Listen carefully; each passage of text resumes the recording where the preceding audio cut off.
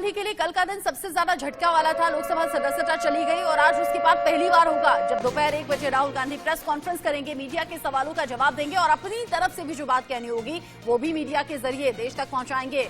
Press conference में बड़ी बातें कर सकते हैं राहुल गांधी।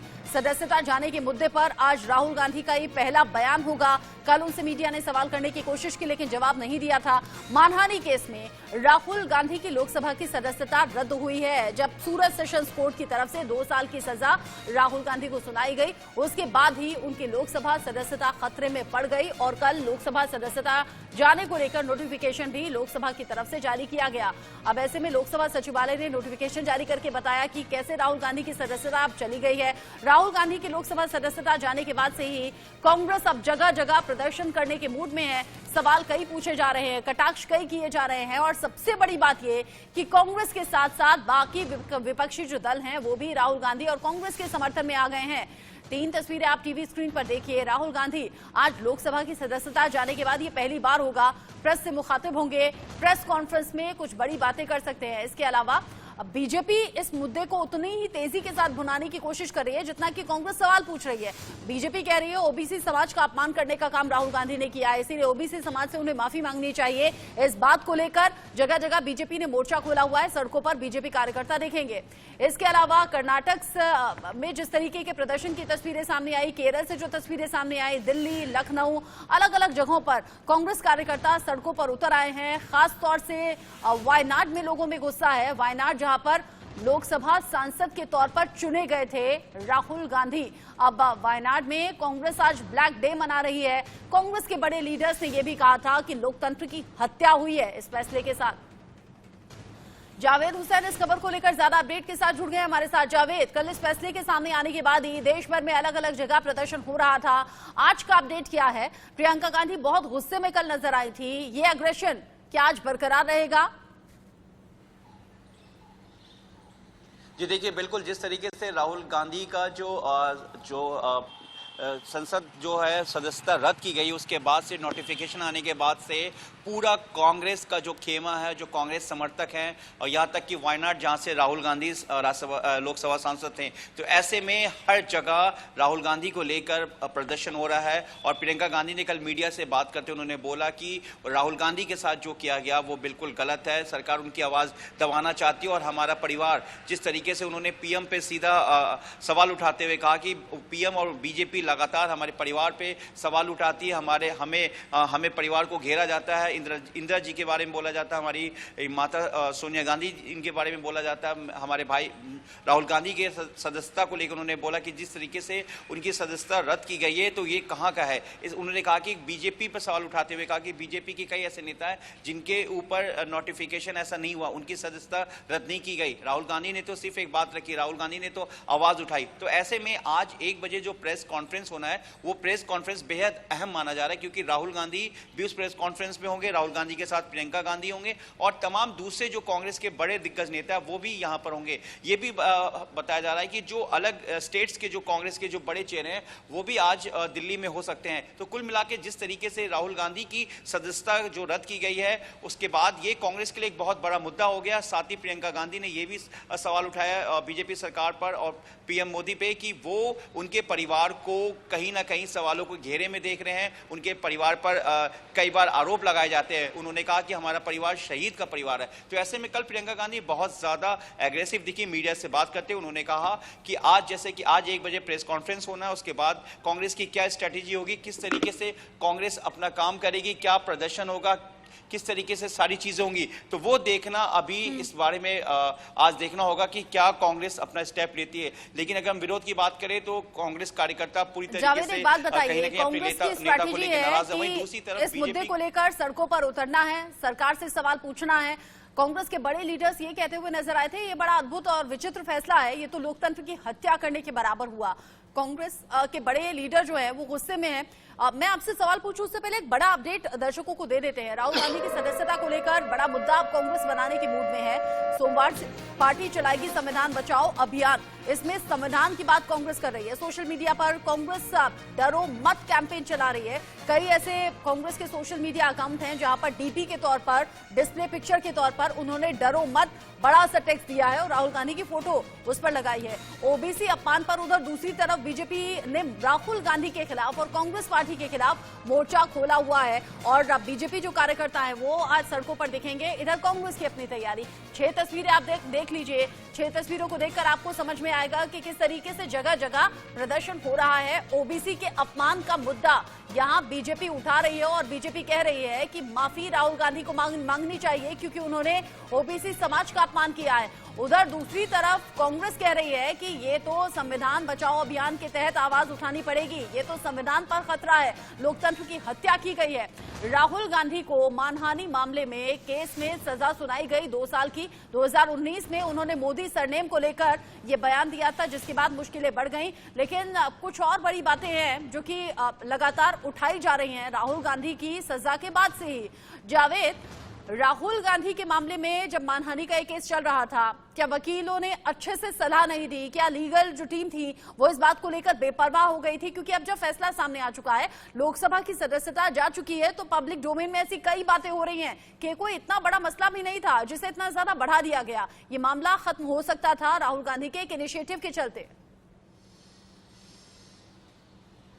जी देखिए, बिल्कुल ये मामला ख़त्म हो सकता था अगर ये आप वर्सेस ये कांग्रेस वर्सेस बीजेपी की बात है। क्योंकि देखिए 2024 का इलेक्शन है, कई मुद्दे ऐसे हैं जो मुद्दे सामने नहीं है, लेकिन ऐसे में कई ऐसे मुद्दे हैं जो कांग्रेस के लिए उनको लगता है कि वो मुद्दा उनके लिए अहम हो सकता है। वो उस मुद्दे को लेकर आगे लोगों के बीच जा सकते हैं, अपने कार्यकर्ताओं के बीच जा सकते हैं। उन्हें ये लगता है कि उस मुद्दों से उन्हें एक समर्थन मिल सकता है। तो जाहिर सी बात है कि फिर ये कांग्रेस हो या राहुल गांधी हो, वो बैकफुट पे आने को तैयार नहीं है, ना माफ़ी मांगने को तैयार है। ऐसे में कहीं ना कहीं देखिए, जिस तरीके से 2019 का ये मामला है और मोदी सरनेम को लेकर जो राहुल गांधी की तरफ से कहा गया था, उसके बाद ये 4 साल बाद इसकी सुनवाई हुई है।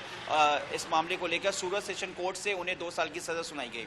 हालांकि 2 साल की सजा इसलिए उन्हें सेशन कोर्ट से जमानत मिल गई, लेकिन उन्हें हाई कोर्ट जाने की पूरी छूट है। 30 दिन का उनके पास पूरा मामला है। लेकिन देखिए 2024 की नज़र सब पे है, जहां एक तरफ बीजेपी मोदी सरनेम को लेकर जो ओबीसी का वो इसको लेकर विरोध कर रहे हैं कि कांग्रेस और राहुल गांधी इस बात को लेकर माफ़ी मांगे, वहीं दूसरी तरफ कांग्रेस और राहुल गांधी और कांग्रेस के जो तमाम समर्थक हैं वो इस मामले को लेकर अपने नेता को आगे रखना चाह रहे हैं, जिससे कि राहुल गांधी पूरे देश में चर्चा में बने रहें। देखिए बहुत छोटी सी बात है कि एक माफ़ी बीजेपी की तरफ से कहना था, इस माफ़ी को लेकर, वहीं दूसरी तरफ कांग्रेस का कहना है कि राहुल गांधी ने ऐसा क्या कह दिया। अगर आप कल मीडिया में जिस तरीके से प्रियंका गांधी ने कहा, अगर आपको ध्यान हो तो प्रियंका गांधी ने यह कहा, उन्होंने इस बात को जोर देते हुए कहा कि राहुल गांधी ने ऐसा कुछ नहीं कहा, उन्होंने तो अडानी की आवाज़ उठाई, उन्होंने जनता के लिए आवाज़ उठाई। यहाँ तक कि उन्होंने तो जो बात थी सिर्फ उन्होंने ये बात कही जो जिस तरह से स्कैम चल रहा है। तो ऐसे में उनका कहना है कि हमारे परिवार को टारगेट किया जा रहा है सरकार की तरफ से,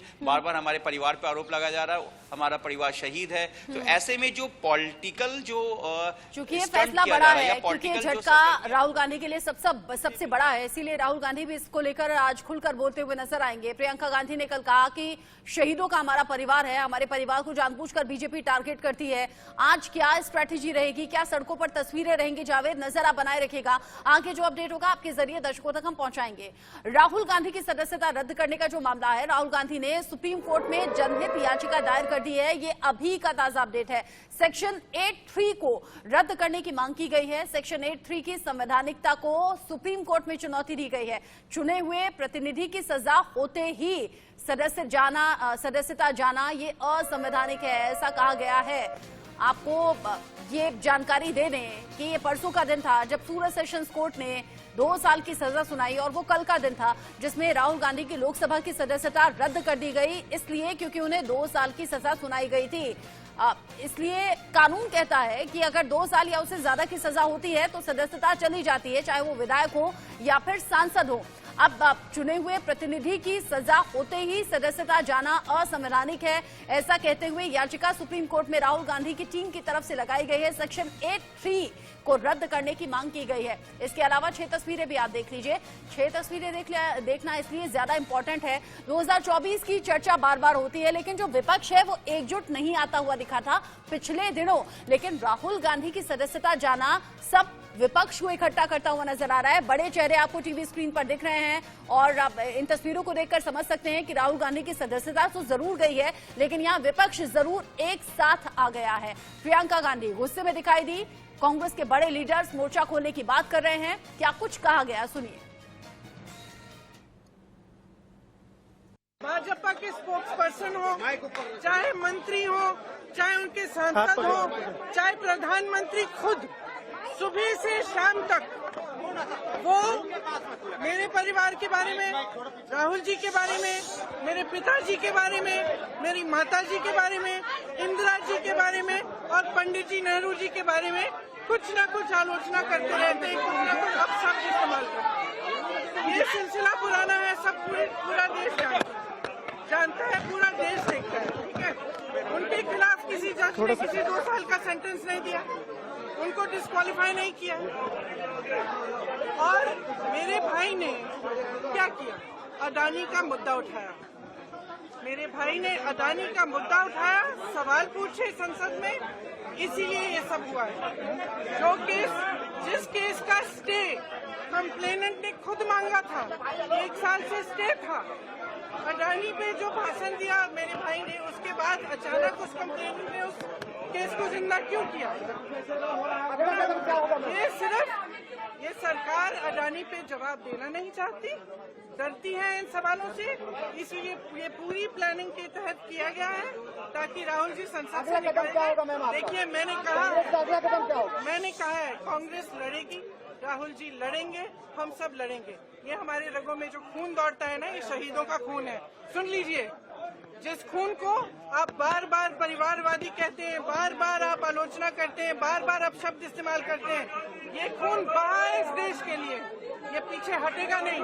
हम डरते नहीं है, हम लड़ते रहेंगे और हम खड़े रहेंगे। ये कुछ भी करना चाहे करें, कोई बात नहीं, करने दीजिए। ने इनसे भी कहा आप माफी भी नहीं मांगेंगे और जाति सूचक को गाली देंगे। उनको पता नहीं होगा कि मोदी मतलब 2-4 फैमिली मोदी है, ये नरेंद्र मोदी का परिवार ही मोदी है। आपको किसने अधिकार दिया?